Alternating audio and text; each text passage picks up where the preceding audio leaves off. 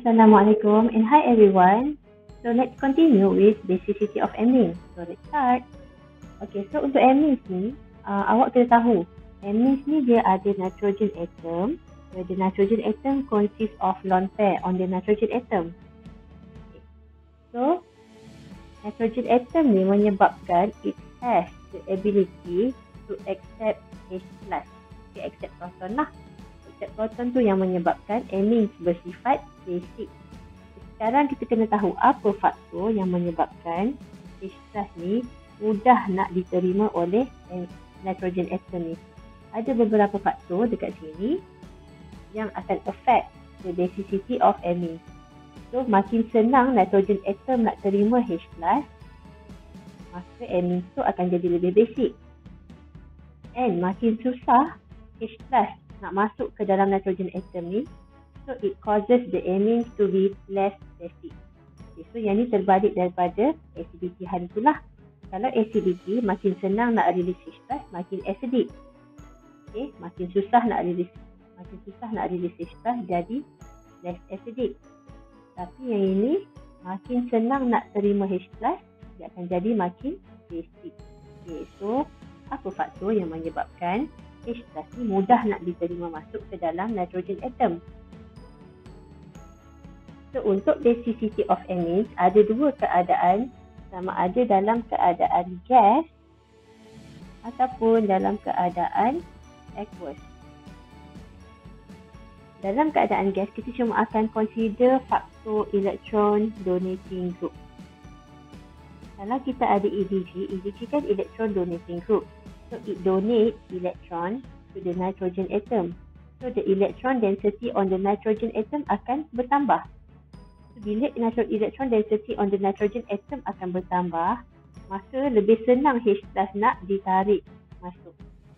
Okay, so EDG increase the basicity of amines. And makin banyak EDG, so dia akan menyebabkan amines tersebut makin basic lah. So kalau primary amines kita cuma ada satu alkyl group, kalau secondary amines kita ada dua alkyl group, dan kalau tertiary amine ada tiga alkyl group on the nitrogen atom.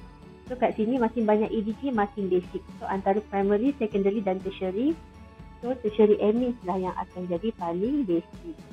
So ini susunan dia lah. In terms of basicity, paling rendah primary, followed by secondary, dan last sekali adalah tertiary. Ini yang paling tinggi lah, ni increasing ni. Saya susun dalam keadaan increasing. Tapi dalam keadaan aqueous, kita kena consider steric effect sekali. Okay, EDG and also steric effect. So kalau tadi makin banyak EDG makin basic. Tapi dalam keadaan aqueous, kalau tertiary amines, dia jadi kurang basic. Sebab ada steric effect menghalang H+ untuk masuk. So kalau aqueous ya, kita ambil kira faktor EDG dan steric effect. Secondary amine paling basic kat sini sebab dia just nice je. Ada dua je alkyl group pada nitrogen atom. And then followed by primary amine sebab ada satu je alkyl group. And tertiary amine jadi kurang basic sebab banyak sangat alkyl group yang menghalang H+ untuk masuk. H+ kalau nak masuk ni ada steric effect ni, bulky lah ni. Ini dianggap sebagai steric effect. So dalam keadaan aqueous, susunan dia akan jadi.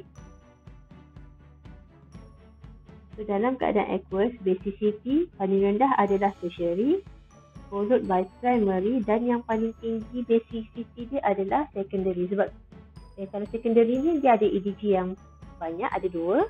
At the same time dia tak ada halangan. Tapi kalau tertiary amine ni dia ada halangan. Ada 3 alkyl group yang menyebabkan berlakunya halangan untuk H+ masuk. So ini adalah dua keadaan yang berbeza lah. Dalam keadaan gas, so molekul tu kan dia jarak-jarak kan. Kalau dalam keadaan aqueous, molekul dia lebih dekat. So that is why kita consider steric effect sekali. Ada berlaku halangan untuk H+ masuk. Tapi dalam keadaan gas, molekul dia jauh-jauh. So that is why kita tak consider steric effect. So untuk weak base, so amines ni semua weak base ya. Weak base maksudnya ada nilai Kb lah. Ingat lagi Kb? Ni base dissociation constant. Bila Kb increase, maksudnya basicity pun increase lah. Okey, Kb increase, PKb akan inversely proportional sebab kita ada P which is negative log. So, kalau nilai Kb tu tinggi, maksudnya PKb-nya adalah rendah. Bila PKb rendah, maksudnya basicity dia increase lah. Anda baca nilai ni So, EDG dengan EWG ni kategori inductive effect. So, kita dah discuss tentang inductive effect. So, kita dah tahu dah the effect of inductive effect on basicity ni macam mana. So, inductive effect tadi kita dah bincangkan tentang EWG dan juga EDG.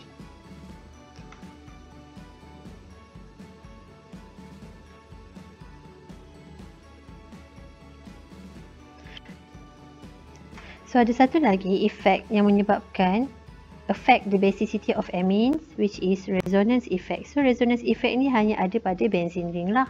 If the nitrogen atom is attached directly to the benzene ring. Okay, so apa kesan dia terhadap basicity?